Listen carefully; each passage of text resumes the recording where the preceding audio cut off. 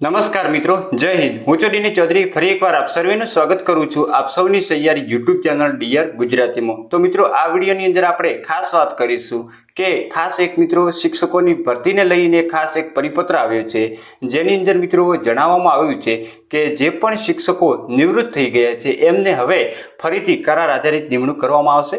ગુજરાતની અંદર શિક્ષકોના મિત્રો અલગ અલગ જે અવતાર છે, જેમ કે જ્ઞાન સહાયક, વિદ્યા સહાયક, શિક્ષણ સહાયક, પ્રવાસી શિક્ષક, આ બધા શિક્ષકોની ભરતી કરવા છતાં પણ મિત્રો હાલમાં રાજ્યની અંદર મોટા ભાગની ખાલી જગ્યાઓ એમની એમ જ છે।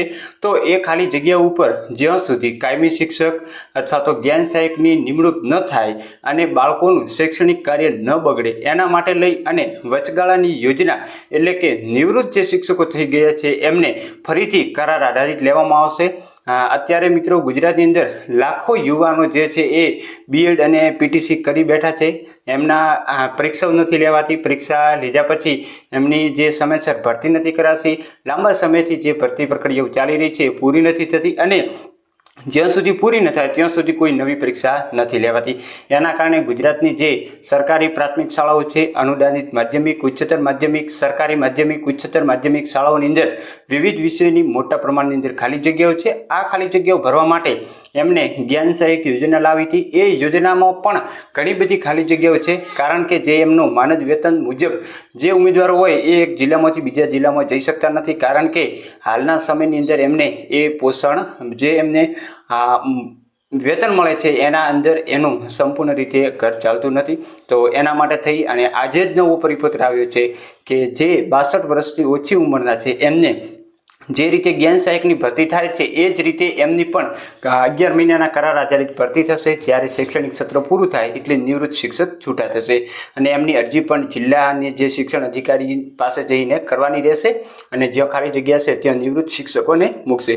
તો ખરેખર આ કેટલું યોગ્ય કહી શકાય, જે તમે કોમેન્ટ કરી પણ જણાવી શકશો, કારણ કે હાલની અંદર ઘણા બધા બેરોજગાર યુવાનો બેઠા છે નોકરીની રાહ જોઈને। એની વચ્ચે નિવૃત્ત પરત શિક્ષકોની યોજના નવ્ય તમારું શું કહેવું છે અને પરિપત્ર ચાલો આપણે માહિતી મેળવીશું એની અંદર કેવી કેવી શરતો છે।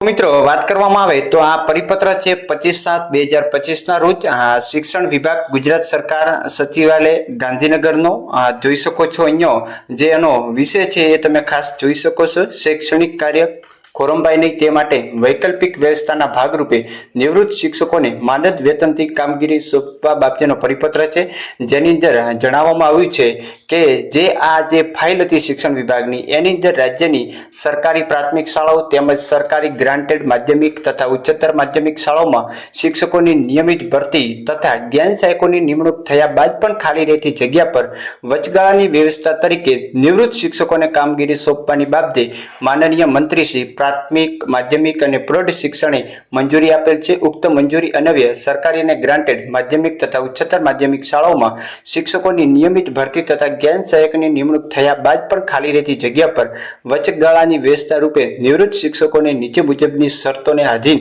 કામગીરી સોંપવાની રહેશે, જેની અંદર શરતો છે રાજ્યની સરકારી ગ્રાન્ટેડ ઉચ્ચતર માધ્યમિક શાળાઓમાં શિક્ષકોની નિવૃત્તિથી ખાલી પડતી જગ્યાઓની ઘટ તાત્કાલિક નિવારવા દર વર્ષે 11 જુલાઈની સ્થિતિએ જે મંજૂર મહેકમ મુજબ ખાલી પડેલી જગ્યા પર શિક્ષણ વિભાગના 11/7/25 સમાનકી ઠરાવથી સુધારેલ કાર્ય પદ્ધતિને અનુસરીને જ્ઞાન સહાયકોને કામગીરી સોંપેલ હોય ત્યારબાદ પણ જો ખાલી જગ્યા રહે તો આવી ખાલી જગ્યા ઉપર કામ ચલાવ વ્યવસ્થાના ભાગરૂપે નિવૃત્ત થયેલા સરકારી ગ્રાન્ટેડ માધ્યમિક તથા ઉચ્ચતર માધ્યમિક શાળાના નિવૃત્ત શિક્ષકોએ શૈક્ષણિક કામગીરી સોંપી શકાશે। નિવૃત્તિ બાદ લેવામાં આવતા શિક્ષકોની મહત્તમ વયમર્યાદા 62 વર્ષથી વધુ ન હોવી જોઈએ। એના પછી શાળામાં બદલીથી કે ભરતીથી કાયમી શિક્ષકની નિમણૂક ન થાય કે જ્ઞાન સહાયકની નિમણૂક ન થાય ત્યાં સુધી આવા નિવૃત્ત શિક્ષકોએ કામગીરી કરવાની રહેશે। શૈક્ષણિક વર્ષના અંતે નિવૃત્ત શિક્ષકોને છૂટા કરવાના રહેશે। આ કામગીરી માટે નિવૃત્ત માધ્યમિક, ઉચ્ચતર માધ્યમિક શિક્ષકને જ્ઞાન સહાયકને ચૂકવવામાં આવતા માનદ એટલું જ એમને પણ પગાર મળવાના રહેશે। એના સિવાય કોઈ પણ પ્રકારના લાભ મળશે નહીં।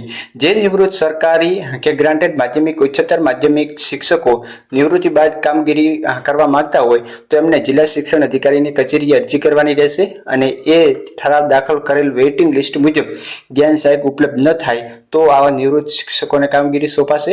નિવૃત્ત શિક્ષકોને જ્ઞાન સહાયક ઠરાવોની જે ઠરાવ છે એ શરતોને આધીન નિમણૂક આપવાની રહેશે, એટલે કે જે રીતે જ્ઞાન સહાયકની નિમણૂક થાય એ જ રીતે આની નિમણૂક થશે। નાયબ શિક્ષણ સચિવ જે આ વિભાગ દ્વારા પરિપત્ર આવેલ છે, ઓફિશિયલ પરિપત્ર છે, તો આ કેટલો યોગ્ય છે એ તમે જરૂર જણાવી શકશો, કારણ કે ઘણા બધા મિત્રો અત્યારે રાહ જોઈ રહ્યા છે. એની સામે અત્યારે નિવૃત્ત શિક્ષકોને પણ ફરીથી લેવામાં આવશે. તો બસ આજે અપડેટ આપણી ચેનલ પર મળતી રહેશે. ફરી મળશું નવી અપડેટ સાથે નવા વિડીયોમાં. ત્યાં સુધી જય હિન્દ, જય ભારત. Thanks for watching.